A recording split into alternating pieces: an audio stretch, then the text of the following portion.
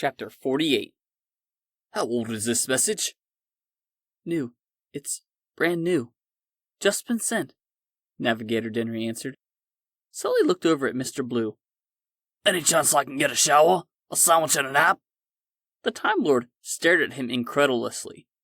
What? Now? Your planet is being threatened, and you're ready to take a break? The captain asked. And you're certain it's the Gold Rapids? From the spheroid base? Affirmative.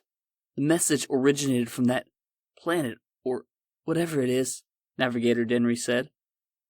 Oi, I don't have the luxury of disappearing for 8 years, whenever I want, then coming on back whenever I'm bloody ready. I've not so much as had an opportunity to sit down since I met you. Nonetheless, rest and take a decent bleeding meal, boy. Sully saw that the crew were staring at him and the Time Lord in the cobalt suit. Yes, if you like, Mr. Blue answered, obviously irritated. He looked at the captain. Would it be okay if Grandpa got a cup of soup and a nap? Sully slapped him on the back of his head. The captain dismissively waved his hand in the air. Fine. Then continued closely, monitoring Navigator Denry's terminal. Mr. Blue strode to a nearby screen, typing up on the schematics for the HMS Vercingetorix. Sully shook his head. No, boy. I was an officer, serving in the Royal Navy before any of these people's grandparents were even born. I'm a Commodore, sir.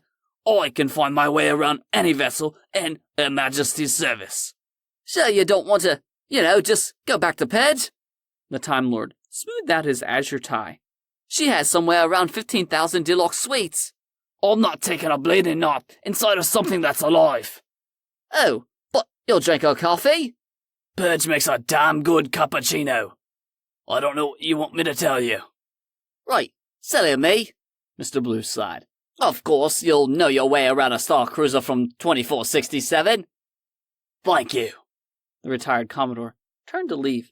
No, now, wait, Mr. Blue urged.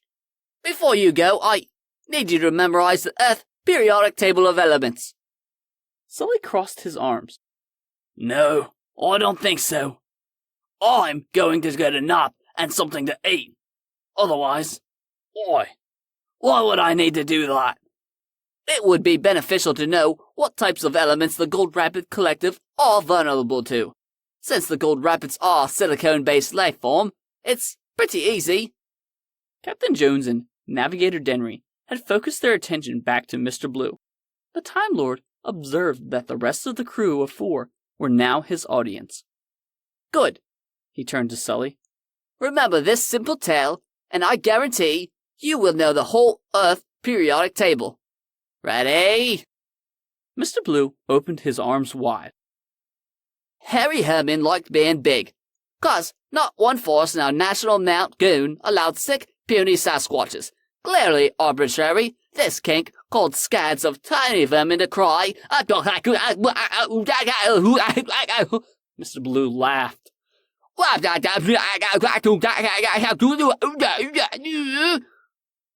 The Time Lord peered around expectantly, his lapis eyes bulging, a large grin on his face.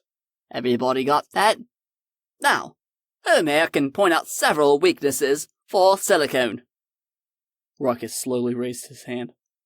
Mr. Blue nodded and proudly patted the silver metallic humanoid on the shoulder area as the captain rubbed his eyes.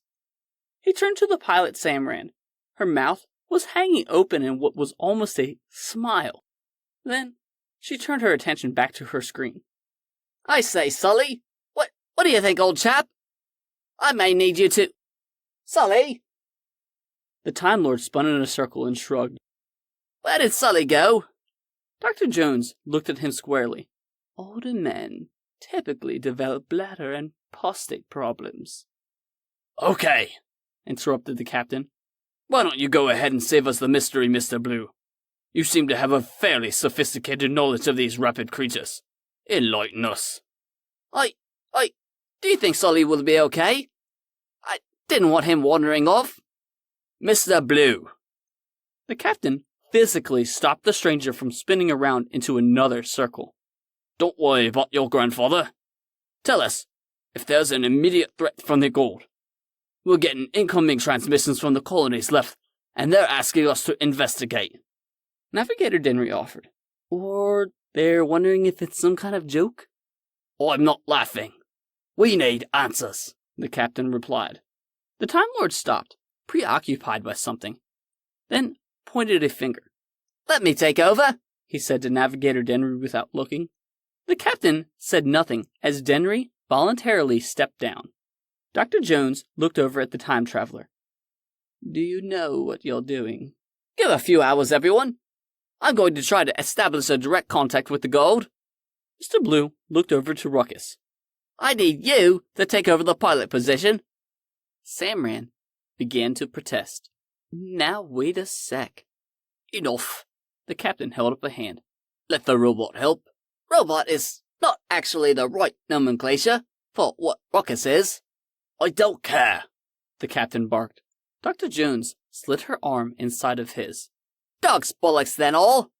Mr. Blue watched Ruckus take the pilot's seat and interface with the terminal, silver snakes of metal and wire, where fingers used to be. Pilot Samran walked over to Navigator Denry, who stood with the captain and Dr. Jones, watching the stranger in the blue suit and his Rapids companion take over the HMS Vercingetorix. Time passed slowly as the pair worked in unified silence. Earth was trying to evacuate. It was not going smoothly. Hours later, the captain was jarred violently from staring off into space as red lights and a shrill alarm announced an incoming impact. Show me. On the overhead viewer, the dark sphere in space, with a trail of gigantic engine debris, had fired something. Now, speeding at almost 180,000 kilometers per second, aimed directly at them, was the largest spear the captain had ever seen. A kilometer-long, golden space javelin was about to pierce the Vercingetorix. Evade! Evade! The captain howled at the top of his lungs. Sully Brontworth heard the door close behind him when the strange alien in the perfect blue suit decided to begin speaking in tongues. Enough of that silliness. Bah! Now, Sully stooped to look at the service area guide to the ship. Ah. Where is? The retired Commodore slid the tip of his index finger around the screen. Yes. On guest quarters, adjacent to the cafeteria in that side pathetic little train rail car bar where Mr. Blue had parked Page. Sully strolled to the empty spaceship cabin, noting a faint smell of jasmine in the air. He entered. Well, now, he thought, this is what he imagined way back on the Midpoint Hotel, and never got. A nice, spacious, clean room, a comfortable bed, and oh, the small tub for the shower had a whirlpool feature. Nice, tiny little hot tub. He ran a bubble bath, watching an old western on a list of free, stone-aged, Earth social media entertainment constructs, which appeared to be 2467's way of saying a movie or film. The food dispensary had a reheatable hash of protein, fat, and flour. It was edible. Sully did not consider it to be much in the way of food, however. The far future of humanity appeared to have lost any trace of culinary skills. He did, however, find some relief in a 2-foot ottoman, which turned out to be a discreet welcoming package for guests. 4 perfectly chilled bottles of earth wine from France in 2400, 2 reds and 2 whites. Sully pulled one out and skimmed the label with his glasses, reading Bandel Rosé and Bastide Blanc, the more proper French terms, he supposed. He thought, or, if you aren't French, red and white. Good enough. 3 bottles of wine, 2 cigars, and 1 crappy, bland, tasteless meal later, Sully had drained most of the welcoming package for visiting ambassadors, then promptly passed into a deep, coma-esque, bear hibernation-like sleep. Thank you, Secretary of State. It was only a few hours later when the alarm sounded that the HMS Vercingetorix was under attack that Sully finally stopped snoring and reared himself up on his elbows, staring at flashy red lights. Oh, oh! He shouted to no one in his empty room. A screen blurred to existence in front of his bed, showing the exterior of the ship.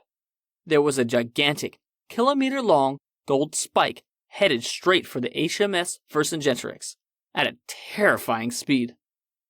Better get his damn pants on,